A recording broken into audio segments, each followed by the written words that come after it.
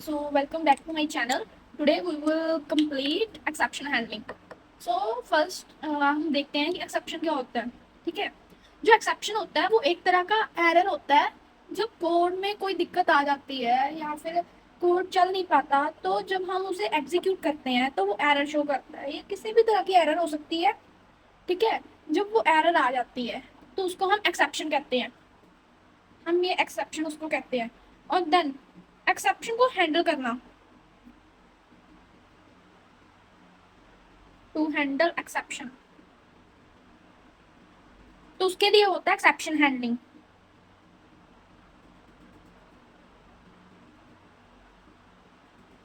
सो exception handling में क्या होता है कि हमारी ये स्क्रीन है, इस पे हमने कोई कोड लिखा हुआ है.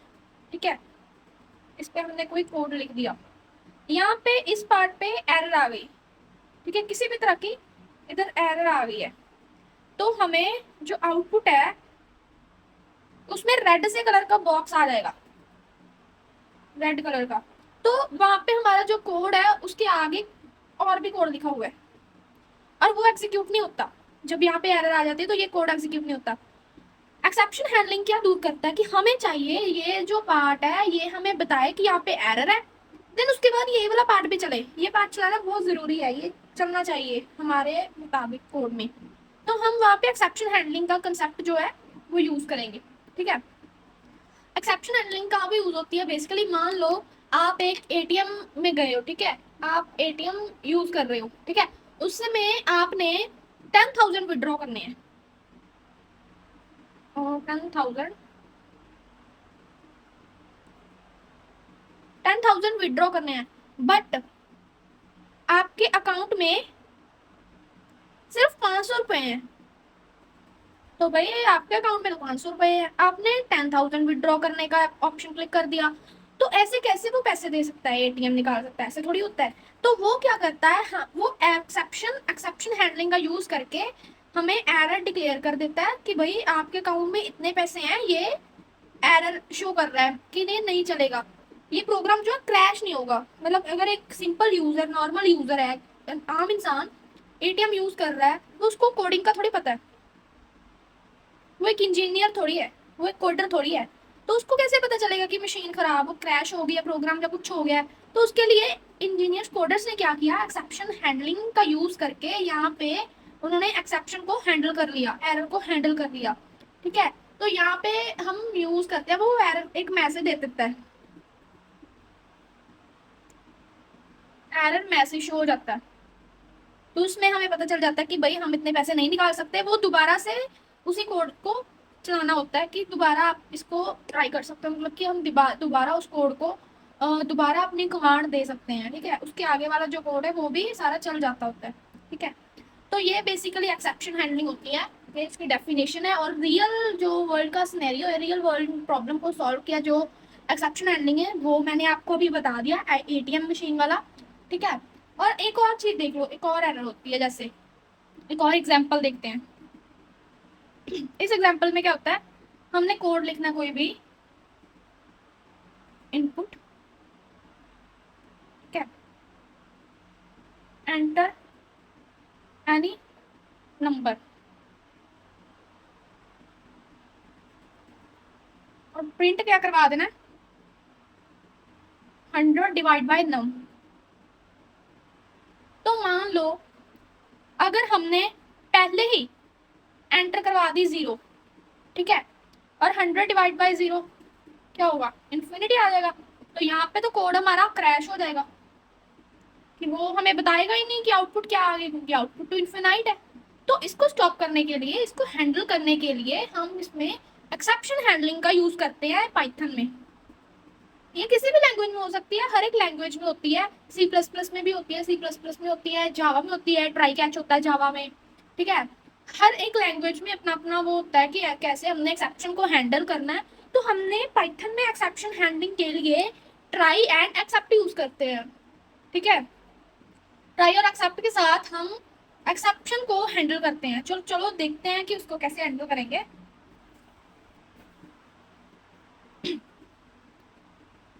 सबसे पहले सिंटैक्स देख लेते हैं.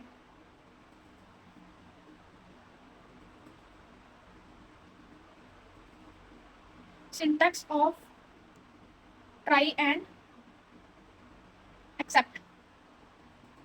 इसमें क्या होता है, ट्राई में हम वो वाला कोड देते हैं जहाँ पे हमें लगता है कि रिस्क हो सकता है, कि भाई जैसे हमने वहां पे लिया था ना, num divide by sorry 100 divide by num, और हमने नंबर एंटर करवा दिया ये 0। ये हमें लगता है कि ये रिस्की कोड है। ये रिस्की कोड क्यों है कि ये एरर दे सकता है। अगर हमने नम को 10 दे दिया तो ये रन हो जाएगा, अगर हमने 0 दे दिया तो ये रन नहीं होगा, तो ये एरर शो करेगा। इसके लिए हम इसको ट्राई ब्लॉक में लिखते हैं। ट्राई ब्लॉक में लिख के ये कोड लिख देंगे, ठीक है। यहाँ पे रिस्की कोड लिखते हैं और एक्सेप्ट, ये दोनों साथ में चलता है। ये दोनों को ऐसे ही लिखना होता है जैसे हम लिखते हैं ना, इफ एंड एल्स,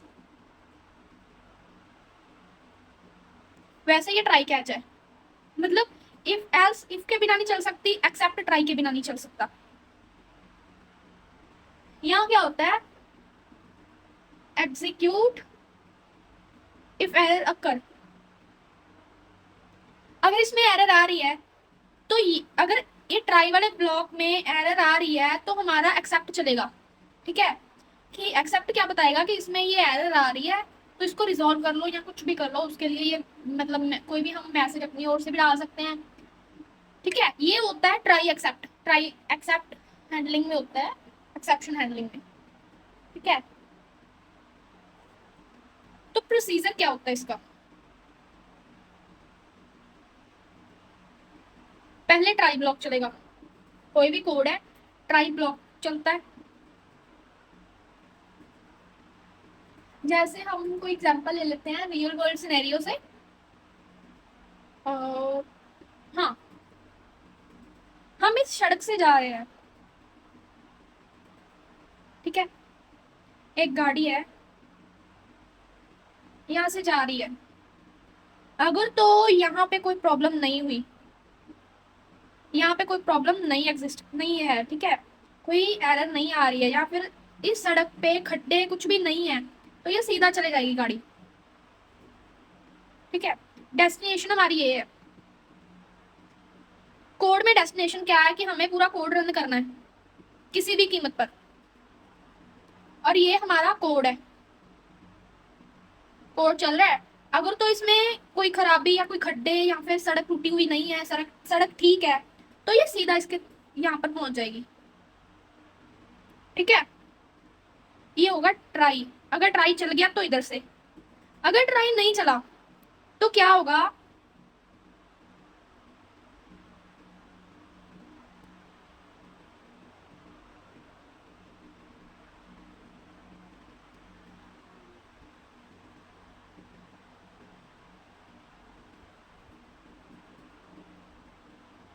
अगर ट्राई नहीं चला तो ये इधर आ जाएगा और यहाँ पे बता देगा कि भाई वो सड़क टूटी हुई है, यहाँ पे ट्रैफिक है, पुलिस ट्रैफिक पुलिस है। तो वहां यहाँ पे आके ये बताएगा कि भाई उधर तो सड़क टूटी हुई है, उधर से नहीं जा सकते यार, रास्ता ब्लॉक है। आंसर नहीं दिया पर मतलब हम यहाँ से यहाँ तक नहीं पहुंच सकते डेस्टिनेशन तक, तो वो इधर से आएगा, ये एक्सेप्ट। तो यहाँ से ये सीधा चले जाएगा डेस्टिनेशन पर, कोड रन हो जाएगा, एक मैसेज भी आ जाएगा,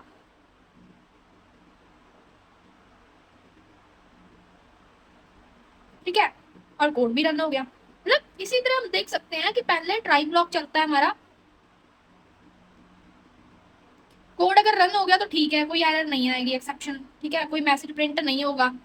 अगर हमारा ट्राई में कोई गड़बड़ आ गई, ठीक है, अगर इसमें कोई प्रॉब्लम है तो हमारा एक्सेप्ट चल जाएगा। एक्सेप्ट बता देगा कि भाई इसमें ये एरर है तो रिजॉल्व कर लो, और बाकी का कोड है वो एज इट एज चल जाएगा, ठीक है। तो ये बेसिकली ये फंडा है एक्सेप्शन हैंडलिंग का ट्राई एक्सेप्ट के साथ, ठीक है। तो हम एक प्रोग्राम बना के देखेंगे। मैं आपको एक क्वेश्चन देती हूँ कि ट्राई में लिखो, पहले एक इनपुट लो नम नाम की, फिर ट्राई ब्लॉक चलाओ, ट्राई ब्लॉक में क्या लिखना है आपने, वही 100/num, देन फिर आगे एक्सेप्ट लिखो, एक्सेप्ट। तो एक्सेप्ट में आपने ये लिख देना है, कुछ भी लिख दो यहाँ पे, ठीक है, कि एरर रखकर। तो अगर तो ये चल गया ठीक है, अगर नहीं चला तो ये एरर प्रिंट करके दे देगा। यहाँ पे लिख दो प्रोग्राम एंड।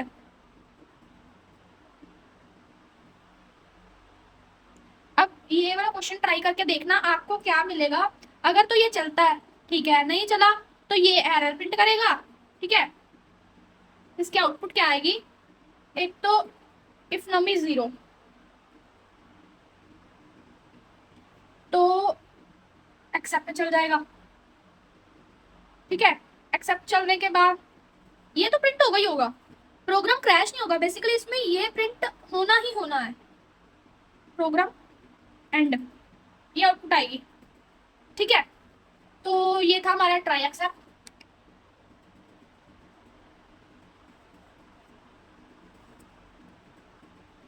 तो नेक्स्ट वीडियो में हम करेंगे इसकी टाइप्स, एक्सेप्शंस की टाइप्स क्या होती हैं, जैसे zero division error, value error, index error होती है, नेम एरर होता है, ठीक है, फाइल नॉट फाउंड एरर होती है। तो ये सब बेसिकली हम नेक्स्ट वीडियो में करेंगे। फिलहाल हमने इतना ही किया है कि ट्राई एक्सेप्ट हम क्यों यूज करते हैं और ये होता क्या है। सो थैंक यू गाइस, मिलते हैं नेक्स्ट वीडियो में।